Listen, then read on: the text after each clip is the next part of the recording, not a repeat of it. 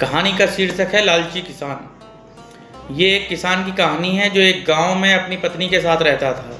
उसके पास एक छोटी सी ज़मीन थी जहां वो सब्जियों की खेती करते थे और उन सब्जियों को बाज़ार में बेच देते थे।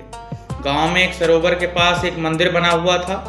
गांव के लोग सरोवर की देवी को मछली और सरोवर किनारे लगे पेड़ के आम चढ़ाते थे, इसलिए सभी को अपने स्वार्थ के लिए पेड़ और झील का उपयोग करने की मनाही थी।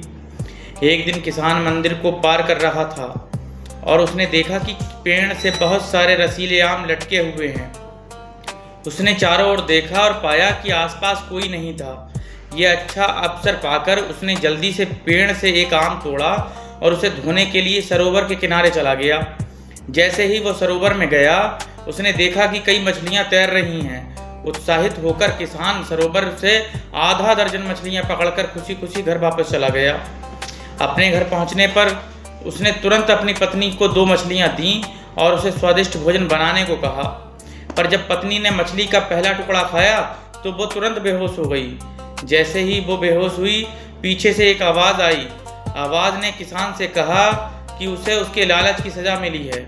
किसान ने अपनी गलती के लिए माफ़ी मांगी और अपनी पत्नी को बचाने का अनुरोध किया। आवाज़ ने किसान को आदेश दिया कि मछली बनाने के लिए इस्तेमाल होने वाले सभी बर्तन उसी सरोवर में फेंक दें। उसने वैसा ही किया और इसी तरह उसकी पत्नी फिर से उठ खड़ी हुई। ये कहानी हमें कभी भी चोरी न करने और हमेशा नेक रास्ते पर चलने की सीख देती है।